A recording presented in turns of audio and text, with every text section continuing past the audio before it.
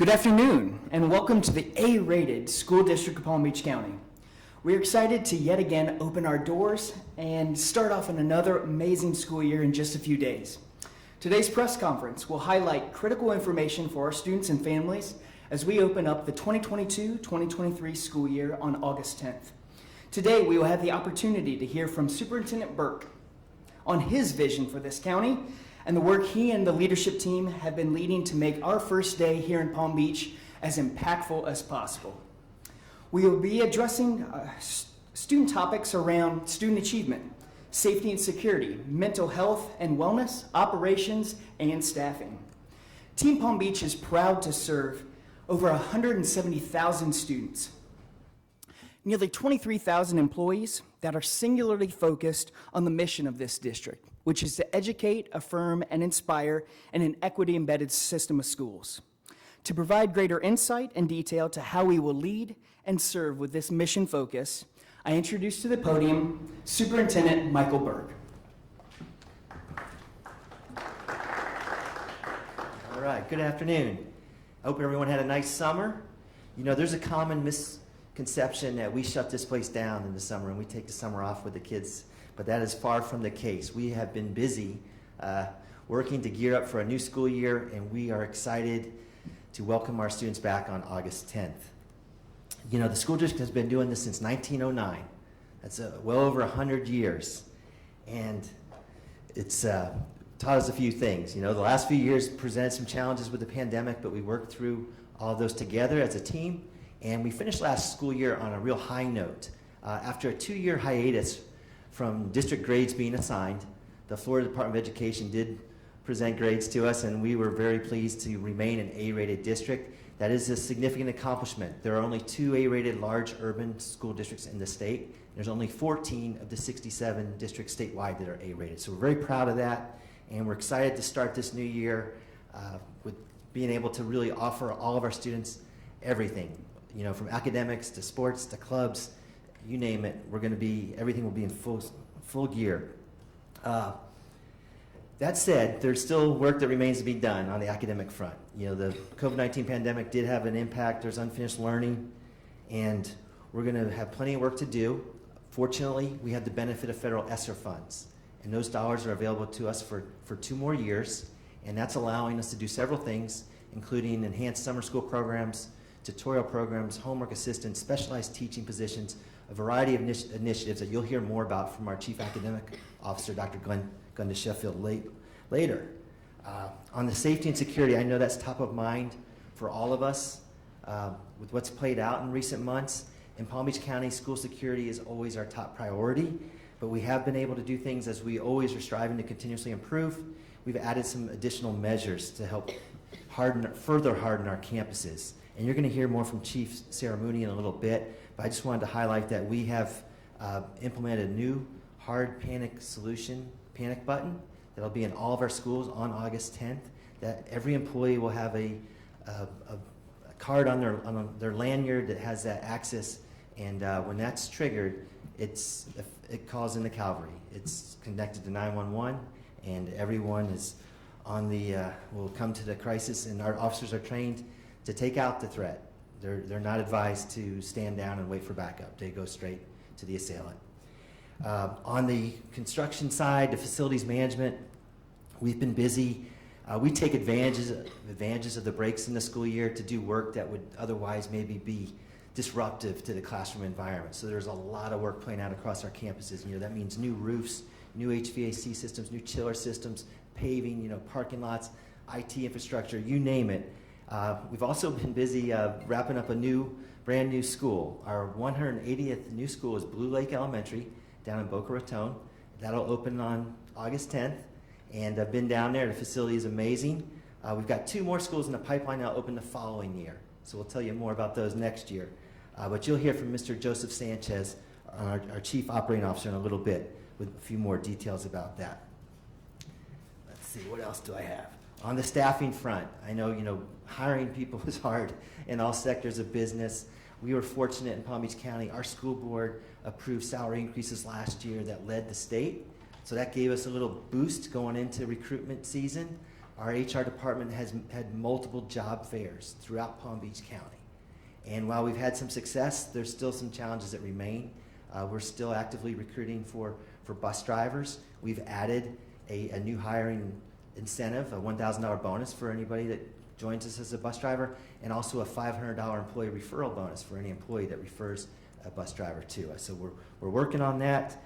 We've added more substitutes, and our teacher numbers are not ideal, but they're pretty good. You know, we always have a certain, with over 13,000 teachers, we always have a certain level of vacancies. We're a little higher than we'd like to, but we're doing everything we can to address that. We've actually extended our recruitment across the globe. We've got teachers joining us from Spain and a variety of countries now through a contract that the board approved last spring. So we're in pretty good shape there. Let's see, what else?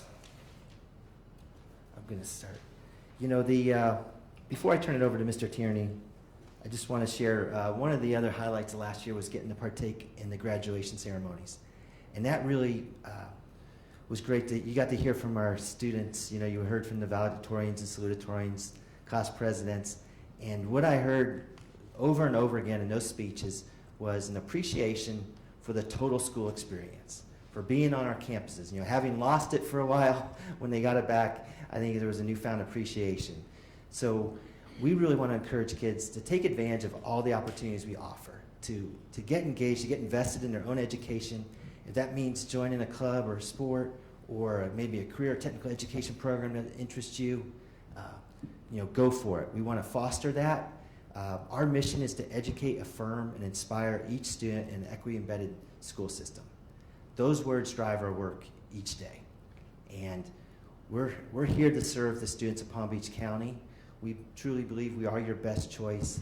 And if you give us that opportunity and you come to the table willing to work with us, we really think we can get you to a great result to make sure that you're successful in all your life goals. So with that, I am going to invite up Mr. Edward Tierney. He's our Deputy Superintendent, and we'll move on. Mr. Tierney.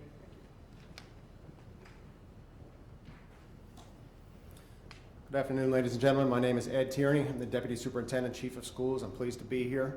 We're going to talk about some of the things we'll see in schools in this upcoming academic year. So we revamped our scheduling system in order to get as many students as possible enrolled in advanced coursework. We took a very hard look at the admission requirements for the college and universities in the state of Florida, and then back mapped our scheduling system in order to get as many students as possible enrolled in those courses. So we look forward to seeing our students succeed in this rigorous academic track, and of course we're prepared to support them on that journey. Supporting students will once again be a focus of the school year. We're going to look to extend opportunities to learn for all of our students, elementary, middle, and high school. Paper.com is an example that we used last year with great success with the online tutoring 24/7 for math, but we are going to look to extend opportunities to learn for all of our students, elementary through high school, as this year progresses. Since May 1st, we've hired 20 new principals. We've had some existing principals willing to take on new leadership challenges, and we're grateful to them. We have a lot of assistant principals now finally having the opportunity to sit in the principal chair. So we think we hired tremendous talent for that position this summer, and we look forward to watching them do great things for their students, their schools, and their communities. We've had some questions about the implementation of the Parents' Bill of Rights and what that will look like in the school district of Palm Beach County, so I'm going to address that. We're in full compliance with the law. Within the confines of that law, we're going to execute the district's mission to educate, affirm, and inspire every one of our students in an equity-embedded system. And we are going to ensure that all of our students are educated in a warm, caring, and supportive environment. We do not anticipate seismic changes in education because of this legislation. Our teachers have done and will continue to do an outstanding job of teaching the standards in an age-appropriate manner and facilitating discussions in a manner that causes students to think.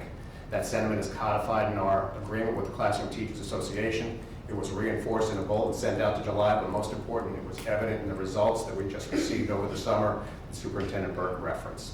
67 counties in the state of Florida, there were 14 A's. Palm Beach County is one of them. 7 large urban districts in the state of Florida, there were 2 A's. Palm Beach County is one of them. So we're proud and grateful of our teachers for doing an outstanding job of teaching the standards, and they will continue to do so. We've reviewed our instructional materials are in compliance with the law. We've reviewed almost countless books in the media center in compliance there as well, with just a small handful of books being moved to an intermediate section of some of the libraries. And with that, I'm going to call up our Chief Academic Officer, Dr. Glenda Sheffield.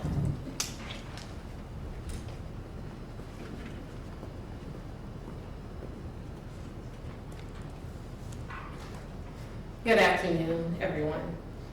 The academic team has been extremely busy this summer, and of course we are excited for the upcoming school year. This year, what is definitely new for us is the implementation of our new BEST standards. The new BEST standards, and I have to tell you, is benchmarks for excellent student teaching. We're moving from the Common Core. It's going to be implemented in grades 3 through 12 for literacy and grades K-8 for mathematics. Along with the implementation of the new standards, I also want to share with you that we will also have the new high-quality instructional materials that we're definitely excited about that will be implemented in literacy and mathematics that's going to be utilized within our core instruction. It is also important for me to just share with everyone that a comprehensive listing of all of our instructional materials, district adopted, district approved, can be found on the district's website by navigating to our instructional materials landing page. To ensure a smooth transition for the implementation of our new standards that we are extremely excited about and the new instructional materials for our teachers, it is also important for me to just stress how our teachers began participating in the professional development this past spring, and they continued during this summer. We actually have teachers that are currently in training as we speak. As of today, we have about 5,000 teachers that have already been trained in the new standards, and this is just a true testament to the commitment and dedication of our teachers, as they are determined to just have all the necessary tools required to maximize the instructional opportunities for our students. And we just thank them for that. Continuous support is also being provided to our teachers and students during this academic year with the ongoing implementation of our Student Academic Support Plan, SASP, which we've talked a lot about last year. And just as a reminder, the SASP plan is providing various positions and tutorial dollars to our principals where they are allowed and can differentiate the instructional opportunities as needed for our students. It is also important for me to just continue to stress the continuation of the SASP plan because how it was specifically developed to align with and provide the support for literacy and mathematics, which I have to say we are contributing to the ongoing success of our students. As Mr. Burke and Mr. Turney has indicated, we have continued to be one of the A-rated districts here out of the 14 within the state of Florida. And we're excited about that. I also want to remind our secondary students and families that we will be continuing with our 24/7 online tutorial platform, Paper, which has shown to be another successful piece that we've brought into the district to assist our students. Last year, we had over 52,000 tutorial sessions and approximately 80,000 essay reviews from our students utilizing this platform. And currently, we are researching a similar platform for our elementary students. Of course, it will look different than what the 24/7 online platform, Paper, is looking like for our secondary students. This year, the district is also excited to announce that we will be bringing back our annual Showcase of Schools. This event will take place at the South Florida Fairgrounds on October the 18th. In closing, I just want to welcome back our awesome teachers and phenomenal students. The academic team is here to support our teachers and students as we are maximizing the instructional opportunities for our students, as it is our core to why we exist. So at this time, I'll introduce our Chief Equity Officer, Mr. Oswald.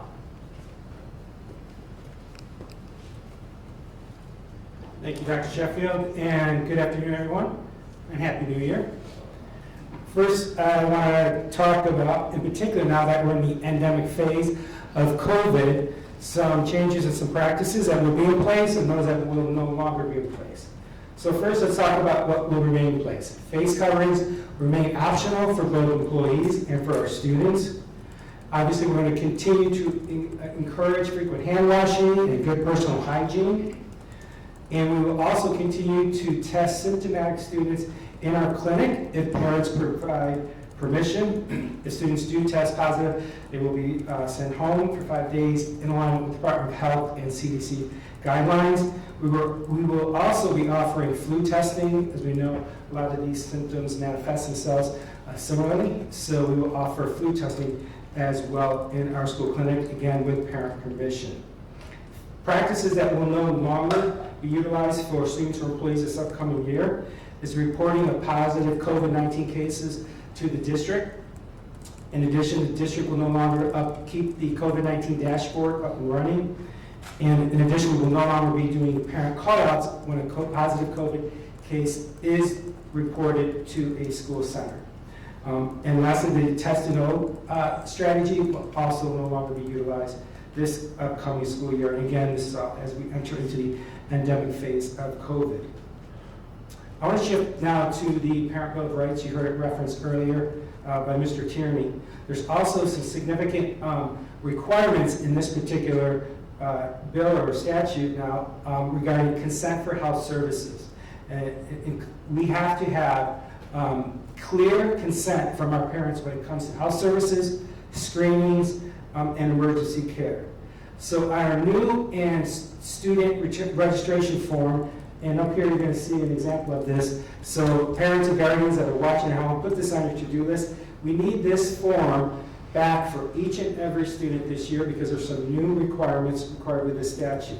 On the second page, and you can see that in the middle towards the bottom, I just want to point out so you see where it's at.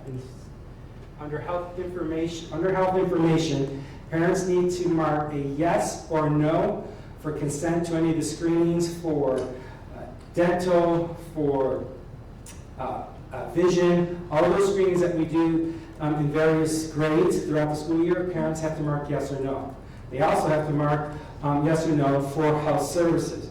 And what does that mean? So if your child is sick during the day, not feeling well, typically a child will report to the clinic to get support. We need a yes or no if that's the kind of support that you want for your child, in addition to emergency care for your child. So yes or no has to be put on there. If a parent marks no on that, that means we will be calling parents to pick up their child if they're sick at school and not be sending them to the clinic. And if there's an emergency situation, EMS services will be called. So it's critical that we receive this particular returning registration form back for each and every child. In addition, as we talk about affirming our students in our mission statement, we know that many of our students prefer to be called another name, a nickname, right? A preferred name. So there is also, we want to make sure that our parents and our students are given that option. So on the first page here, and you'll see this right after the last name, there's a box here that's called preferred name. So for a parent, a guardian, any name that's outside the student's first name that your child prefers to be called, we want you to put that in the preferred name box. So again, an important step as we affirm our students, and then we will update so rosters reflect it and students are called the name that they wish to be called at school. And lastly, this is a fantastic time to make sure you're updating any email addresses, phone numbers, the district gets kickback, many of those that are not updated. It's critically important that we have the most updated information for your children on our campuses. So, for your back to school shopping list, write down, I need to fill out the new and student registration form and make sure we get this back for every one of your children. Also on the last page, make sure you sign it, because if you don't sign it, we're going to be calling you to come in and sign that. Lastly, when we talk about the wellness of our students, we saw an increase in need of services when it came to mental health and behavioral health support on our school campuses. And I'm pleased to say that here in the school district of Palm Beach County, we are set up for success. We saw a big increase, and I think the statistics show 70% of schools across the nation saw an increased need of support. We're in a position to provide a lot of support for our kids. And I want to talk briefly, so if you're a parent or guardian at home and your child has been having some struggles, you need additional support, there are services on our campuses. You all know we have had our school counselors, our school psychologists. Thanks to the referendum, we were able to add more of those on our school campuses. But also what we added a few years ago, and this again, thanks to the referendum, we added a behavioral health professional on every one of our school campuses. And they are being utilized. And just to kind of give you a scope of what the impact that they've had, we've had about 250,000 school counseling sessions by our behavioral health professionals on our schools. So those are on every one of our school campuses. And the majority of our school campuses also have what we call a co-located agency. So the school district partners with many community partners here in the community, and we have in particular approximately 10 agreements where the agency that provides mental behavioral health supports are housed right on our school campus. Those are also being utilized. In fact, we're expanding that this upcoming school year because of the increase in demand. And just to give you an idea, we had close to 35,000 sessions being provided to close to 3,300 students last school year. So, and in addition to those supports, we also have what we call the CAPE team, Crisis Assessment Prevention Evaluation Team. Those are teams that are placed throughout here in Palm Beach County. Those are a resource for our schools, so for students in the middle of a crisis, that they can call on to get additional help and support, whether that's de-escalation, assessing a student in the middle of that crisis to provide that on-demand support. So we have that. In addition, these are highly trained individuals to provide the support for our schools. So it's really important if you're a parent and you need additional support that we have that on our campuses. And what we say here in the school district of Palm Beach County, you're saying as well, it's okay to be okay. It's okay to not be okay. And it's okay to ask for help. And clearly our numbers have shown that more and more kids are coming out for help.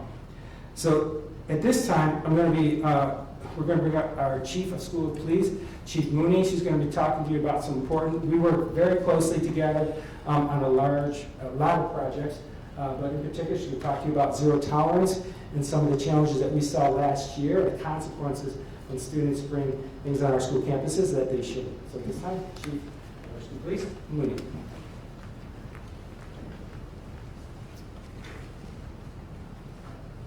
Thank you, Mr. Oswald. I just want to touch on that bit that he just said about zero tolerance on weapons on campuses. That's just a small piece of the puzzle for safety and security within the school district. We don't want our kids not feeling safe. And last year there were several incidences where parents thought they were doing the right thing by giving their kids something to defend themselves, whether they're on their way to school or on their way home from school. They just didn't feel safe. One of the particular weapons that we recovered a couple of last year were tasers. Tasers are considered weapons. Knives, firearms, those types of things, zero tolerance on the campuses. What I would like to encourage is that if your child or you yourself as a parent or even as an administrator at the school feels that there's an unsafe condition for your kids, you got to let us know. You got to report it and give us a chance to try to fix that and try to make an impact. We don't want students who otherwise are not on the radar for anything, any misconduct, anything wrong, going to school, doing their thing, getting into a situation where they feel they have to bring a weapon to defend themselves. That can end up with criminal charges against a student in certain cases, or it could be an administrative thing where they might end up getting expelled. We don't want to put our students in those positions. We want to be here to help. We have plenty of people that are available to facilitate making them safer on campuses, and we have the opportunity to change certain environmental conditions if we know about them. So I just want to put that out there, that there is a zero tolerance on weapons, and we want to help be a resolution to that, not to be the enforcers of that. If your child does not feel safe, please have them meet with a trusted adult on their campus, and let us look at the options other than having weapons on campuses. Over the summer, our officers participated in numerous training sessions. One of the things that they did was collaborate with other jurisdictions where they did some joint training on active assailant drills in our schools. We had other local law enforcement jurisdictions that also utilized the schools over the summer to participate in drills. There was training in conjunction with the FBI over the summer that we offered not only to our officers but to some of the administrators and staff throughout the district that focused on behavioral threat assessments and violence in the schools, how we can recognize that and how we can act on that. One of the things that you see right here is Fortify Florida. That's one of our reporting mechanisms for potential threats or violence that might be coming up into the schools. It's a suspicious activity reporting tool that you can put on your phones. It's an automatic download. You can report anonymously. It instantly goes to the local law enforcement jurisdictions, in addition to the administrative staff if it's at a particular school. So I would just encourage everybody, whether it's a parent, whether it's a student, whether it's an administrator, teacher, anybody that works in the school system that becomes aware of a threat or potential threat, that they use that app and report it, because any and all of those threats will come across and law enforcement will take a look and review it, and if necessary, we take further steps in investigating and or identifying where that threat is and trying to mitigate it before it becomes a problem on a campus.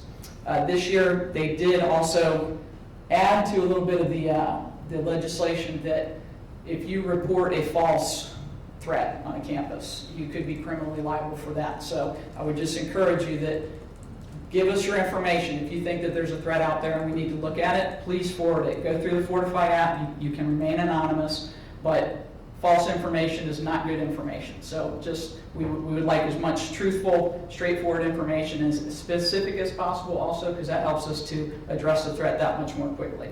I can tell you this year that there were several times where we received some information that allowed our people to go out and intervene in a situation, whether it was going to be a violent act, not necessarily. Sometimes it just could be a kid that's reaching out for help. We can address it that way too and work with Mr. Oswald's team to get the kids the support that they need before something becomes an issue.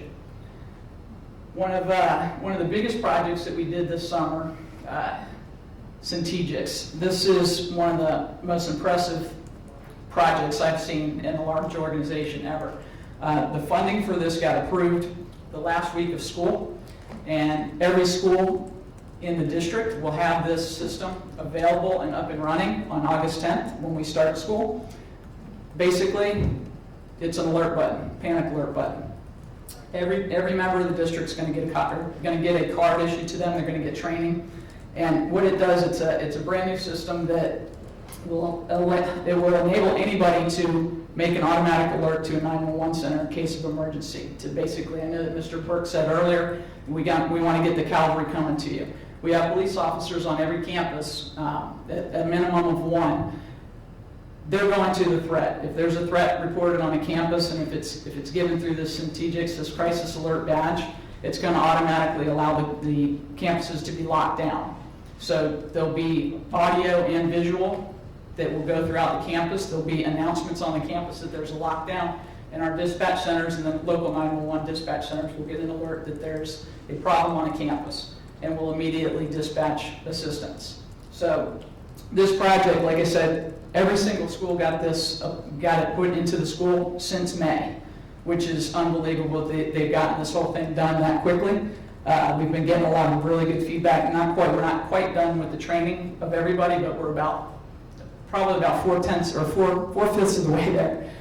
We've done 166 schools have it fully operational right now, so we just got a couple more to go. There's very specific things that they have to do to get them going, but they should be good to go by the end of this week, and then all the training will be completed by next week. So this is like I said, this is a significant piece of technology that's going to make it very easy for teachers and or any other staff on a campus to make an emergency alert if they need to. One of the things about school safety and security is that it's definitely a group effort. It's collaborative. We need all the eyes and ears on campuses as possible, whether it's a student, whether it's a visitor, whether it's people that are working on the campuses or the police officers that you have on the campus. I just want to make sure that everybody remembers that it's everybody's responsibility to try to help with the safety and security of the kids, but you have to give us feedback. If there's something that we can do better, we want to hear about it. It takes our whole school community to make sure that we keep these kids safe. The district has put a lot of support behind getting technology up to where it needs to be to make us more effective and efficient. And I think that if everybody works together, you see something, say something, we're going to have a much safer campus all the way around, or a much safer district all the way around. At this time, I'd like to introduce our Chief Operating Officer, Mr. Joe Sanchez, as he's another very important part of this team effort of everything that's going on the district campuses. Okay, thank you, Chief Mooney. And as she mentioned, we do work very closely together to ensure the physical safety of our students on our campuses. So in our continuing efforts to enhance the safety and security of our schools, we've added hundreds of security cameras, card readers, and intrusion detection devices to our campuses over the past summer. We continue to add fencing and gates and intercom systems throughout our campuses as well. Shifting to the transportation side, 'cause I know a lot of people have questions about transportation. So last year we did struggle significantly with some bus driver shortages, and while we're still short, we have made some significant improvements in that area. We've been recruiting in full force. We have job fairs every single week. We're very thankful to state and to our board for raising our salaries to $17.33 as a starting salary for bus drivers, and also all bus drivers got a $2.25 an hour raise, which has helped us significantly as well. Also, our routers have been very busy. Our people who do the routing of the buses, we've significantly reduced the number of routes by over 100, so that's going to help us out tremendously.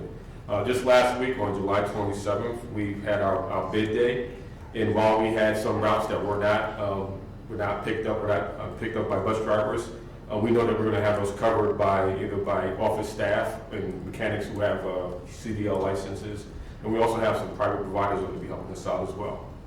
But we're also still looking for about 80 more bus drivers that we're looking to hire.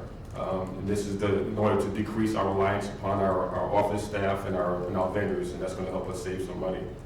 And to that effect, as Mr. Burke said earlier, we have these incentives. So we have a $1,000 hiring sign-on incentive bonus for anybody who wants to become a bus driver. And we also have a $500 per person referral bonus for any district of staff who recommends somebody who's hired on as a bus driver. So you can recommend up to 10 people for up to $5,000 per year. That's a great way to earn some extra money. So I just invite people parents to send their students on our safe, clean, and air-conditioned buses, which all now have Wi-Fi on as well.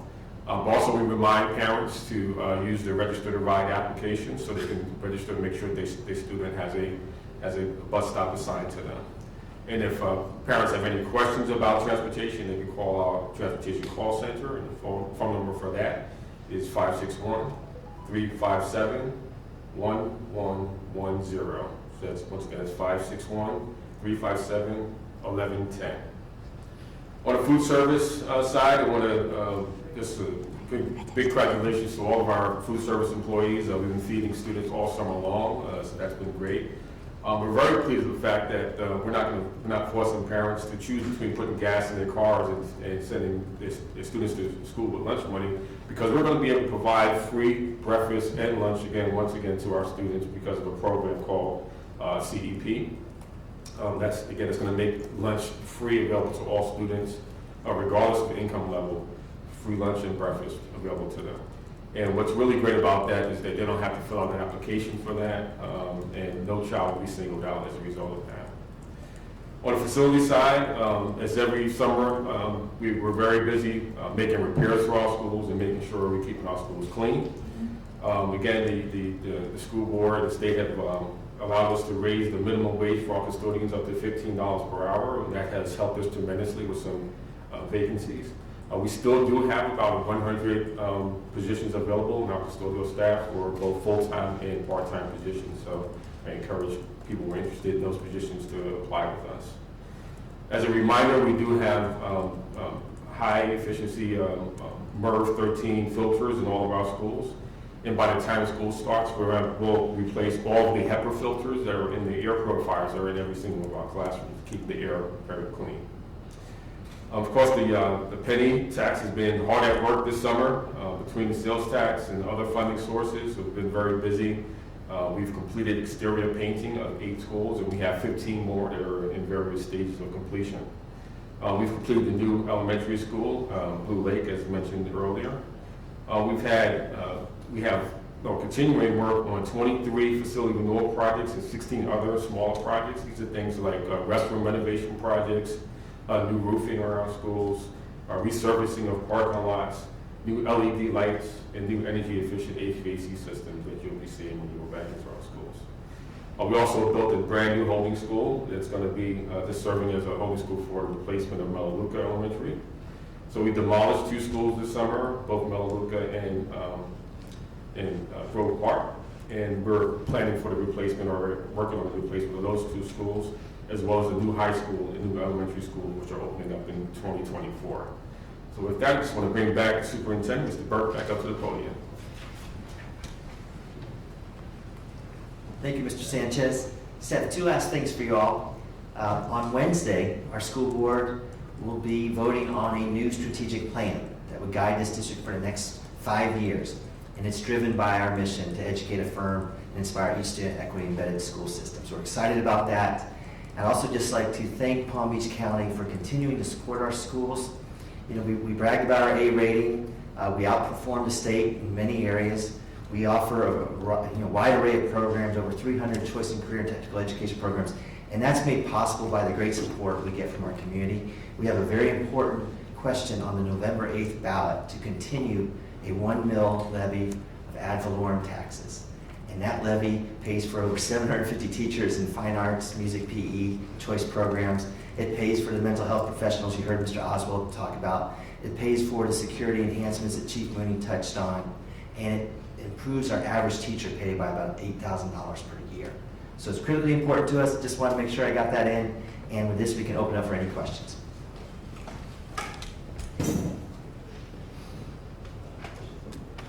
Hello? Hey, can you hear me okay? Yes, thanks. Okay, Catherine Coco with the Palm Beach Post. We touched on vacancies for school bus drivers. We touched on vacancies for maintenance workers. What about teachers? How many teachers do you need to hire? Over 400. Okay, out of the 13,000 full. Right. You know, and there's always a certain level of vacancies in our teacher ranks. Mhm. Usually we hover around 200 or 2%. We're a little higher than that going into the school year. So it's, you know, we're trying to remedy to that. We have tried to bolster our substitute pool in case, you know, we start the school year and we're not ideally staffed, but we're working through that now. How are you bolstering the substitute pool? Well, the school board increased the pay. That's also up, depending on your credentials, that's around $17 an hour. Depends on, they have a bachelor's degree or AA degree. But that pay increase has helped. And I think also just kind of getting to this endemic phase of things, I'm hoping to see more of our subs come back. A lot of our substitutes are retired teachers, and they are apprehensive about returning to the classroom in the height of COVID. Excellent, thank you. Thank you.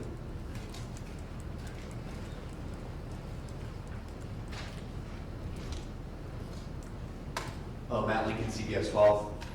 First question I have is about state testing. It's all new here for this year, and a lot of students are actually just a couple weeks away from having state testing. Are you confident in where you are right now with what you've received from the state that you're ready to give these tests when it will be time? Yes, great question. So you're right, we're just a few weeks away from it, and some of this testing is going to occur with our youngest students. We will be doing what we call an infrastructure trial, where we just make sure from a technology standpoint, we've got all the computers, that are available for the kids. We're good. We're pretty good at that. We do a heavy amount of testing each spring. So now we're doing it basically 3 times a year with the fall, winter, and spring. The first 2 are just for information purposes only, and then the accountability all still rest with the largest assessment later in the spring. But we do have kind of limited information at this point to go on, as this is all new. So we're closely tracking the Florida Department of Education, and as soon as we're getting information, we're sharing it with our principals. We went through what we had to date last week with them, our annual back-to-school training, and so we'll be on top of it. Do you have a sense yet about whether or not this is going to be better for Palm Beach County students and teachers? We were hopeful and optimistic based on the governor's initial press release. There would be less testing, right? But so far it feels like it's actually a little bit more testing. Hopefully this sequencing of the test will prove to be beneficial, but it's a little too early to tell. We got a nice rundown of the budget and the buses, and just, gas prices are so wildly changing now, seems to be going down, but could go back up here at any point. How much, when you're figuring out the budget for school busing, has gas been an issue? Yeah, we're able, we've planned for it. We're in good shape budgetarily. We buy our fuel, competitively through a contract with the port, Consolidated Port. So our prices don't fluctuate as dramatically as the end consumer, but we still are exposed to that inflation like everyone else. It's impacting, the cost of supplies, building materials, food items on our menus, but our team is just working hard to manage that, and the budget that we bring forward, actually we bring tentative budgets to the board on Wednesday, and then a final budget in September, it takes that into consideration. You're going to talk about budget, this your state budget allocated more money towards safe schools, and we kind of went through a little bit about the changes in safety this year. Can you break down where that safe schools money is going? So in Palm Beach County, we spend well beyond the state funding provided. It's always been that way. So really, the things that we're doing in Palm Beach County are driven more by kind of local choices and local priorities, including the referendum. We've gone well beyond just the one officer in every school. You heard about the strategic system, the fortifying our campuses, and so really it all contributes to that goal, but most of the money's coming from local initiatives.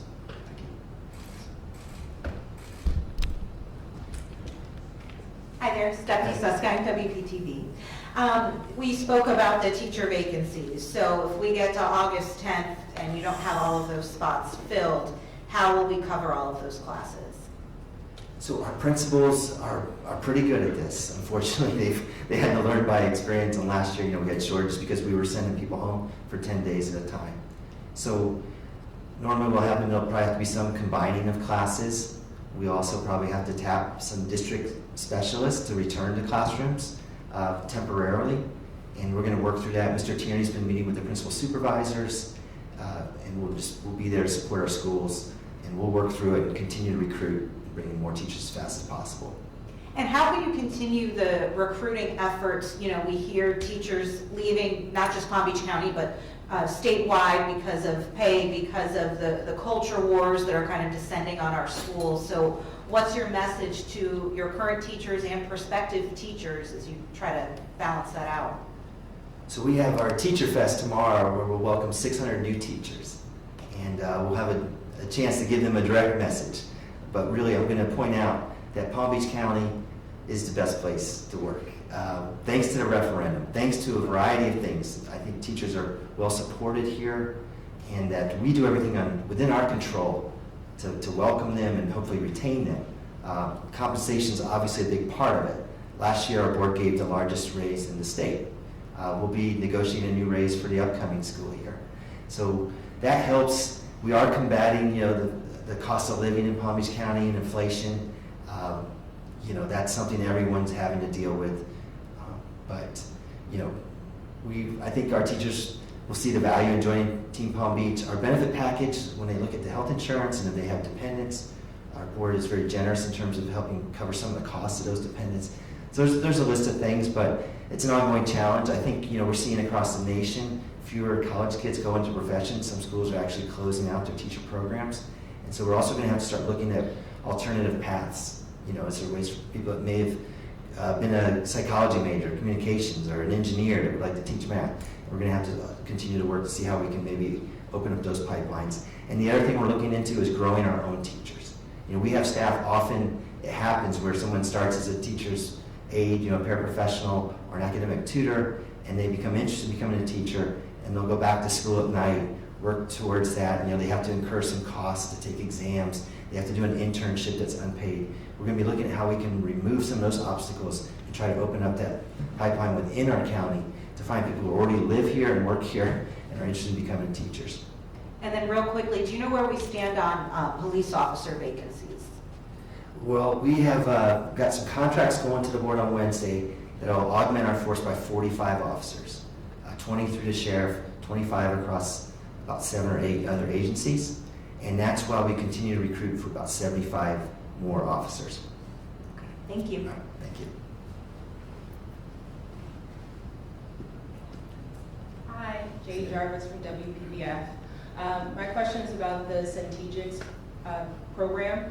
I know that it was implemented in a very quick amount of time, funding approved at the end of the school year, and now it's going to be in schools on August 10th. But how long has this been in the works? How long have you been planning to, hopefully have this in schools? This started in the spring, shortly before Chief Mooney's arrival. I had reached out to this vendor. I'd seen it used successfully in Martin County and in Lee County schools. And Mr. Bogus and myself kind of met with the vendor. When Chief Mooney got on board, that was one of my first questions to her was I said, please take a look at this. This is something we think would be helpful. She paid a visit to Martin County, came back, said, absolutely, I like it, let's get it. So we got to the school board. We had staff do everything we could to queue the project so that the morning after the board approved it, we were full speed ahead. And that takes a team effort. Mr. Sanchez and his team, Chief Mooney, the vendor, everyone, the principals, making our schools accessible, making sure they had the keys, running around installing the equipment. And it's pretty impressive what we pulled off, but school safety is our top priority, and we said we were going to make this happen, and I'm really proud that we were able to accomplish that. Okay. My second question is about transportation. I know that you're still looking for 80 more bus drivers, and you said you're also pulling from office staff, people who have CDLs. So just how does that affect the routes that are now, going to be in effect on August 10th? Do you think you're going to have to pull a lot of staff, or are kids going to have to go to different stops? Well, we're not changing stops. We would like parents to really take advantage of that opportunity to register your ride, because that gives us the information to have a better handle. Unfortunately, a lot of families don't take advantage of that, so you're on the first few days of school, we're kind of you're almost waiting to see who shows up at the stops. So if we can have more people register, that'll give us better data to work from. Mr. Sanchez has kind of put these contingency plans in place to redirect staff as needed. That's not the ideal, so we will continue to recruit heavily. We've been reaching out to retired bus drivers to see if they have any interest in coming back, and we're having some success there. But I think hopefully through this press conference and the increased salary, and maybe if we're looking at some flexibility, we could offer drivers around their scheduling to maybe make it more attractive to them. Thank you. Thank you. Andrew from Channel 12, how are you? So last week we reported on the feds in the state going back and forth. The feds say expanded Title IX, transgender students deserve some protections. The state says schools, you need to ignore that. Where does the Palm Beach County School District fall on that? So we're monitoring that closely. There's a State Board of Education meeting, I believe, coming up on August 17th. But at this point, we're in compliance with the federal requirements. It hasn't prompted us to change our course of action, and we don't see our funding in jeopardy. As far as the parental rights bill, has any curriculum actually changed because of that in the school district? Not really curriculum, no. There's been a few materials that we're now going to have to restrict access to from K-3 students, a couple of books that were in our classrooms that will now be in the library. But as Mr. Tierney explained, we've gone through a lot of process to review all of our curriculum. But at the end of the day, there's not really a seismic change, as he put it. Really, what the message is that there's got to be we're emphasizing to the teacher's role that they are there to facilitate the conversation, to teach on the standards, and not to try to impose any personal viewpoint. And unfortunately, that's what they've been accused of in the media and with the legislation, that we are out there indoctrinating students. That's not really the case, but we're going to just have make sure that we are compliant, that that we get that message out to our teachers. That would be part of the back-to-school training. I know teachers are apprehensive. There's some anxiety around that because everyone's afraid they're going to get sued. But we're trying, I think the more that we've broken it down and provide that guidance, that you kind of come to the conclusion that, this isn't really going to have a huge impact or dramatically change what we're doing. It's what we're already doing, and there's a few things we just have to be very careful of, particularly around grades K through 3. Sure. The veterans now, it's easier for veterans to become teachers. Have you guys hired any teachers that are veterans under this new law that recently became law? Not under the new law. We're always welcoming veterans. We have a veterans preference. We'd love to hire veterans. But we're under new law. We're awaiting guidance from the Florida Department of Education, and we need to learn more about that because we have some standards. We want to make sure our teachers are qualified. We don't want to hire people just for the sake of having a body in the classroom. We want to make sure they're qualified and capable. Thanks. Thank you. All right. Well, we greatly appreciate your time and attention this morning. This is going to be an exciting school year. It feels like it's nice to be in the endemic stage, right? Knock on wood. And our focus is, I look back at last year's conference, I had a mask on, and 90% of the questions were about COVID. And it feels good to be back to talking about how are we going to go about educating our kids, affirming them, inspiring. And we're committed to that, and I look forward to working with you all throughout the year. So thank you.